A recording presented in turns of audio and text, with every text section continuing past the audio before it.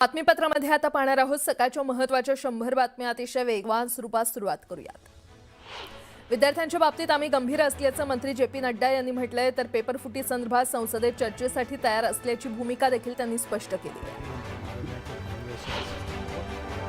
विद्यार्थ्यांचा मुद्दा सोडवणं हा राहुल गांधींचा मुद्दा नसल्याची टीका नड्डांनी केली आहे, तर राहुल गांधींच्या सर्व प्रश्नांची उत्तरं देणार असल्याचंही ते म्हटलंय। धर्मेंद्र प्रधान यांच्या राजीनाम्याची मागणी योग्यच असल्याचं विरोधी पक्षनेते राहुल गांधींनी म्हटलंय, तर आंदोलनकर्त्या विद्यार्थ्यांना काँग्रेसचं पूर्ण समर्थन असल्याची भूमिका देखील त्यांनी स्पष्ट केली आहे। दिल्लीत पंतप्रधानांच्या निवासाबाहेर आंदोलन केल्यानं एकनाथ शिंदेंनी काँग्रेसवर टीका केली आहे। राहुल गांधींना घातपात करायचा होता का? काँग्रेसच्या ठिय्या आंदोलनावरून एकनाथ शिंदेंनी हा सवाल केलाय। मागण्या मान्य केल्यास उपोषण मागे घेणार असल्याचं सोनम वांगचुक यांनी म्हटलंय। आत्महत्या केलेल्या विद्यार्थ्यांच्या कुटुंबियांना आर्थिक मदत देण्याची मागणी देखील त्यांनी केली आहे। जे.पी. नड्डा आणि जितेंद्र सिंह यांना पत्र लिहून त्यांनी या मागण्या केल्या। मुंबईच्या शिवाजी पार्कात शिक्षण मंत्र्यांच्या राजीनाम्यासाठी विद्यार्थ्यांनी आंदोलन केलं। राज ठाकरेंनी आंदोलक विद्यार्थ्यांची भेट घेतली। दरम्यान विद्यार्थ्यांनी राज ठाकरेंसोबत मागण्यांबाबत चर्चा केली।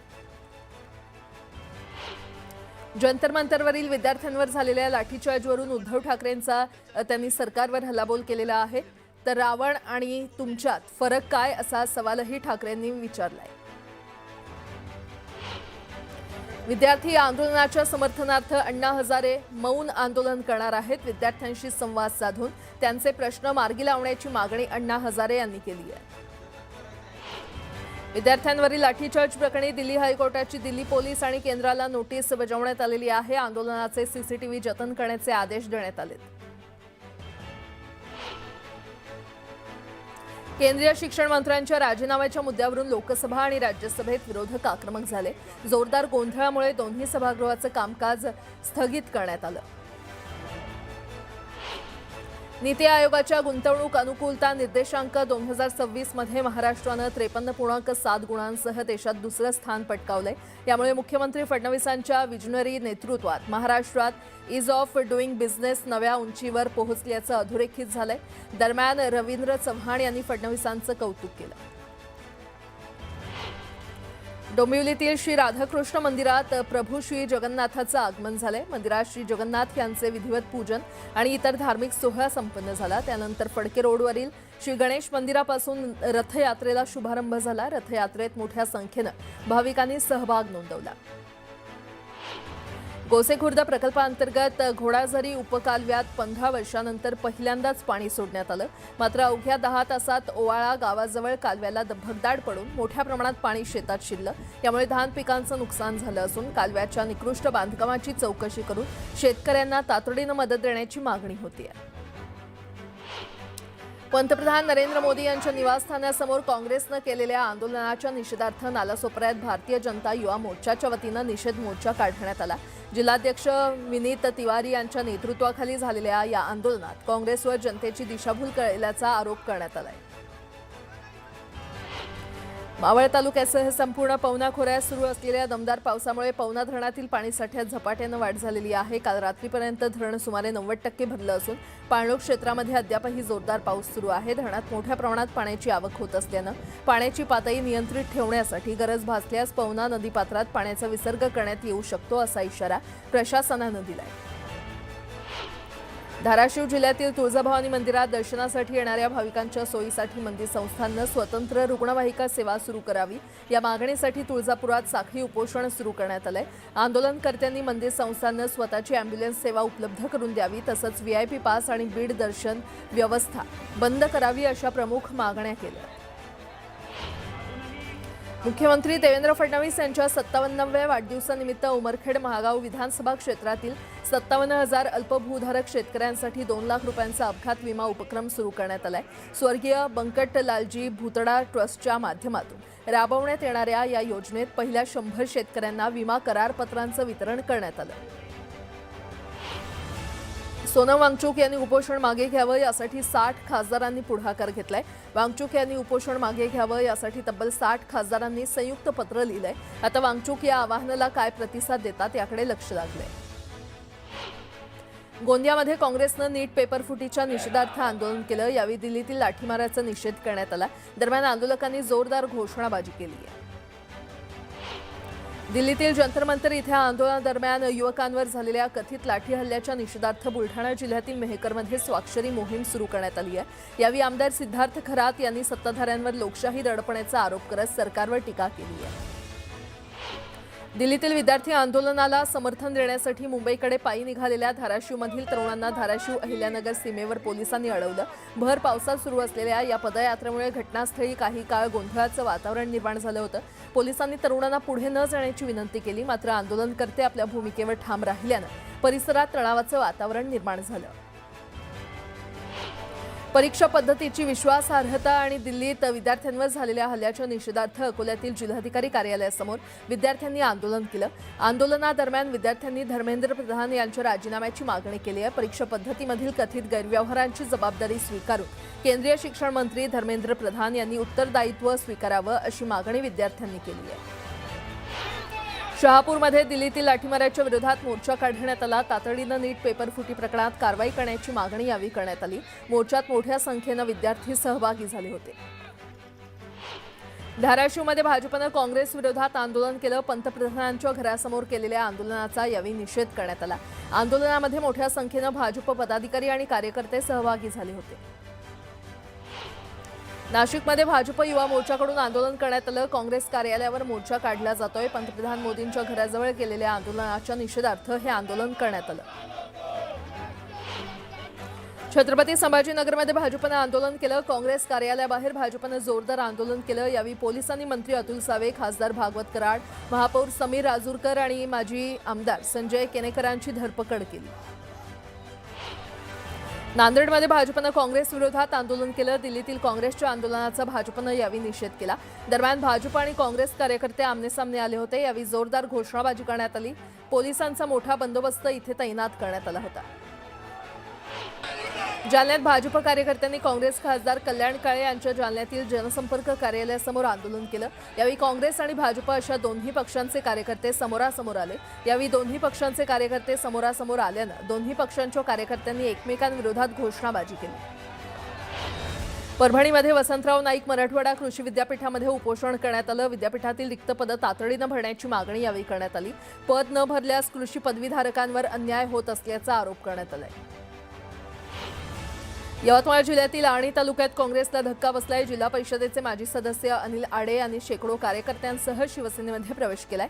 मुंबईत मंत्री दादा भुसे, उदय सामंत आणि संजय राठोड यांच्या उपस्थितीमध्ये हा पक्षप्रवेश पार पडला।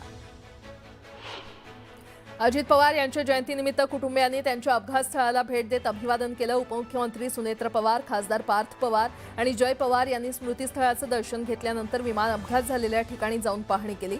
यावेळी त्यांनी अजित पवार यांच्या स्मृतींना आदरांजली वाहिली।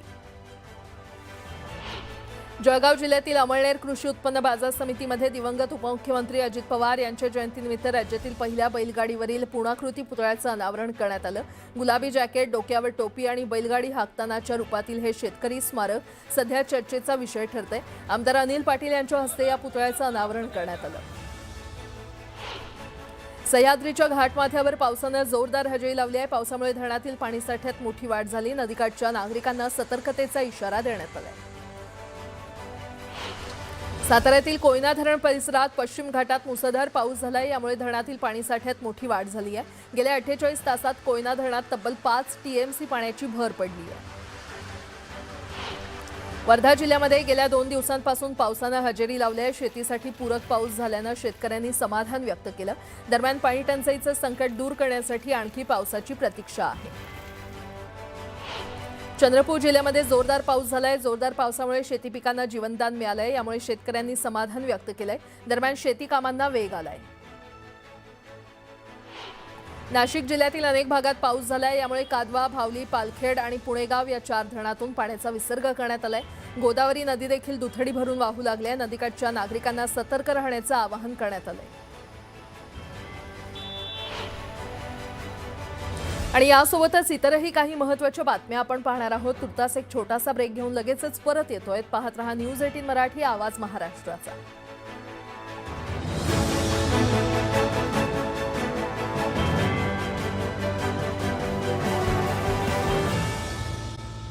पुन्हा एकदा बातम्या पाहूयात वेगवान स्वरूपात।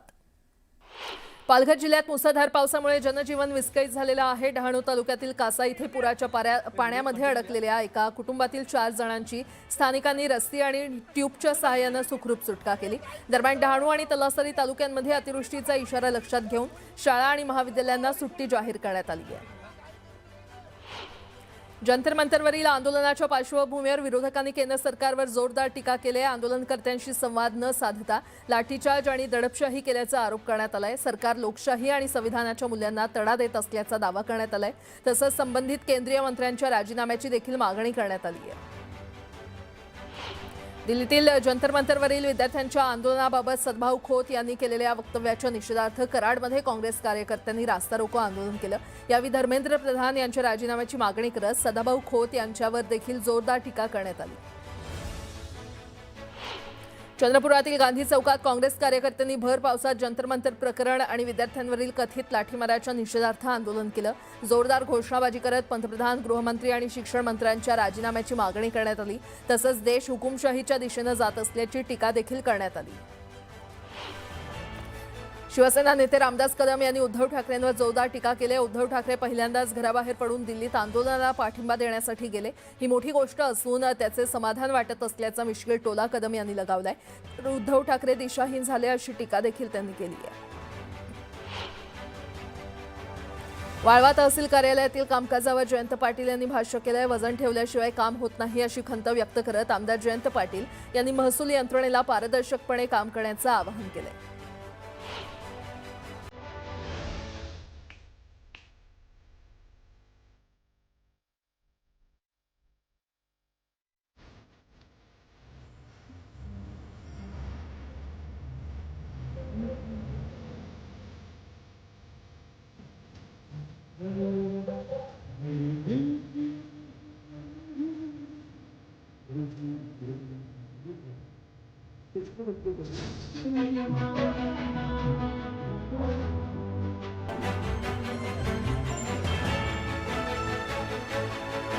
ठाण्यात अजित पवार यांच्या जयंतीनिमित्त अविस्मरणीय दादा कार्यक्रमाचं आयोजन करण्यात आलं होतं। या कार्यक्रमात संगीताच्या माध्यमातून अजित पवार यांना अभिवादन करण्यात आलं। धुळे शहरातील नगावबारी परिसरात धावत्या शिवशाही बसला अचानक भीषण आग लागली। वेळीच बसमधील सर्व 49 प्रवाशांना खाली उतरवल्यानं मोठा अनर्थ टळला। शॉर्ट सर्किटमुळे आग लागल्याचा अंदाज वर्तवण्यात आलाय। नवी मुंबईतील कोपरखैरणे परिसरात एका तरुणावर जीवघेणा हल्ला झाला। तलवार आणि चॉपरच्या मदतीनं हा हल्ला करण्यात आला। या प्रकरणात पोलिसांनी एकाला अटक केली आहे। दुसऱ्याचा शोध घेतला जातो। अहिल्यानगर जिल्ह्यातील श्रीरामपूर येथील तुळजाभवानी मंदिरात दानपेटी फोडून चोरट्यांनी रोकड लंपास केली। चोरीची संपूर्ण घटना सीसीटीव्हीत कैद झाली आहे। तातडीनं चोरट्यांवर कारवाई करण्याची मागणी करण्यात आली आहे। जळगावच्या रावेरमध्ये जमिनीच्या वादातून सख्या पुतण्यानं काकाची हत्या केली आहे। हत्येनंतर अपघाताचा बनाव रचण्याचा प्रयत्न करण्यात आलाय। पोलिसांनी वेगानं तपास करत अवघ्या काही तासात आरोपीला अटक केली।